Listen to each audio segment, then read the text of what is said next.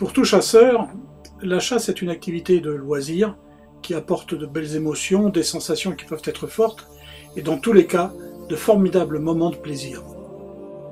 Ce que les détracteurs de la chasse oublient, ou tout simplement ne savent pas, c'est qu'au-delà de la partie plaisir de la chasse, se cache derrière une importante implication dans la gestion tout au long de l'année afin de gérer les différentes espèces de gibier. En effet, cette gestion doit être faite afin de permettre que la densité d'animaux ne soit ni trop faible ni trop importante. En ce qui concerne notre département, prenons l'exemple de la gestion de l'espèce sanglier. Si sa chasse déchaîne la passion, il faut savoir que les dégâts qu'il occasionne dans les cultures, dus à l'importance de ses effectifs, obligent les sociétés de chasse et donc de ses membres à apporter des solutions et à se retrousser les manches 12 mois sur 12, afin que les propriétaires terriens ne voient pas leurs champs et leurs récoltes retourner, voire saccagées. Ils sortent du bois là, pour monter dans les pegs, entre les vignes. Et Fred, tu le mets là, et toi tu... Il est tout de même bon de rappeler que tous ces dégâts sont supportés et donc payés par les chasseurs eux-mêmes. Ainsi, vous comprendrez bien que ces derniers ont recours à différentes méthodes pour en limiter l'incidence financière. En tout dernier recours, si les chasseurs n'arrivaient pas à trouver l'équilibre supportable des populations, il faudrait faire appel à la louveterie, mais ceci serait bien évidemment en tout dernier recours. L'exemple type de ce que font certaines sociétés de chasse peut se visualiser d'une manière très concrète dans ce que fait la société de chasse du Puy-Saint-Tréparade sous la présidence de Pierre Abonnel. Tout d'abord, sont posées des clôtures électriques autour des cultures céréalières et des vignes. Pour ce qui est des cultures maraîchères, ce sont des clôtures rigides qui sont mises en place. À titre d'exemple, l'an dernier, le coût des dégâts sur les cultures de fraises s'élevait à plus de 15 000 €. Cette année, après le travail des chasseurs et la pose de ces clôtures, la facture de dégâts est égale à 0. Ouais, tu vois, ça c'est un problème là, ils broient les mâles, ces maïs là ils restent, après ils les enfouissent avec le disque ou la charrue, et sur les semis de l'année d'après, les sangliers, les santes, ils viennent les gratter, ils font des trous, ils font des dégâts, des fois juste sur des semis de blé, où normalement il ne devrait pas y avoir de dégâts. Donc ça c'est problématique aussi quoi. Bon là il y a du trafic, le problème c'est qu'ils viennent manger la nuit et la journée ils ne s'y couchent pas, ils montent se coucher dans les collines plus hautes là-haut. Donc c'est assez compliqué à régler le problème. Là on procède par élimination, donc on commence au problème. Le problème c'est les maïs, donc les maïs semences. Les sangliers viennent régulièrement manger à l'intérieur. Donc là l'agriculteur nous a contacté hier pour essayer de faire une intervention.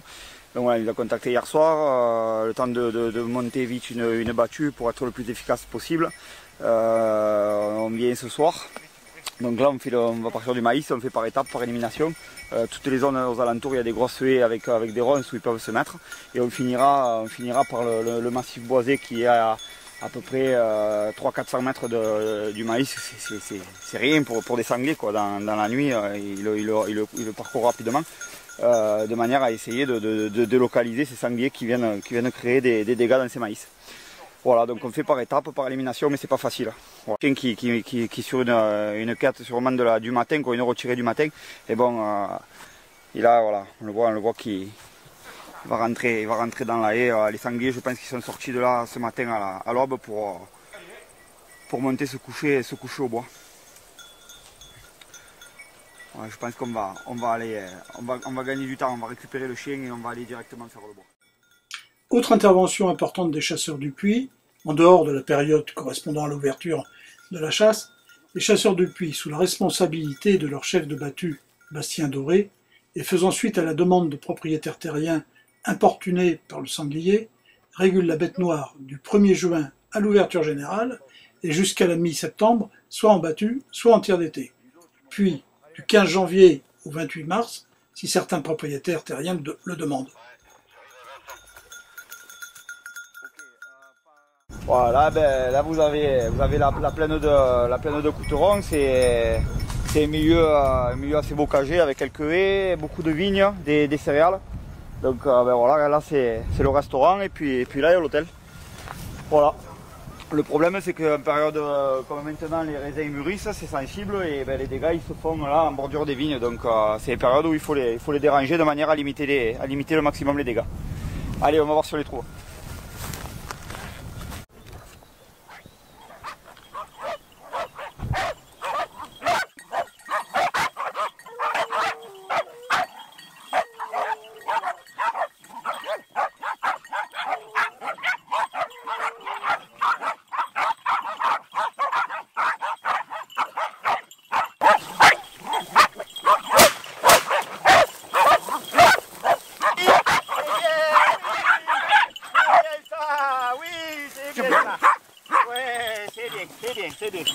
C'est bien.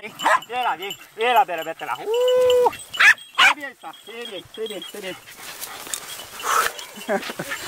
Nina. Voilà, donc comme on disait tout à l'heure, ils étaient au bois.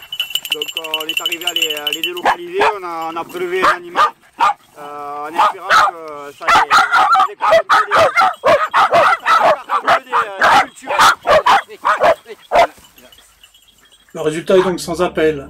En 2019, 220 sangliers ont été prélevés sur cette société de chasse. Et ce qui est important, c'est que pour la période d'avant et après période de chasse, plus d'une cinquantaine des bêtes noires ont permis de rétablir la tranquillité dans les cultures et éviter ainsi de payer de lourdes factures de dégâts. On le voit bien, c'est grâce à toute cette implication et toutes ces interventions des chasseurs de la société de chasse du Puy-Sainte-Parade, qui œuvrent sur 3000 hectares chassables, qu'il est encore loin de faire appel à la solution ultime, qui est la régulation de nuit par les louvetiers. Le pire qui puisse arriver, c'est de voir un gibier avoir le statut de nuisible.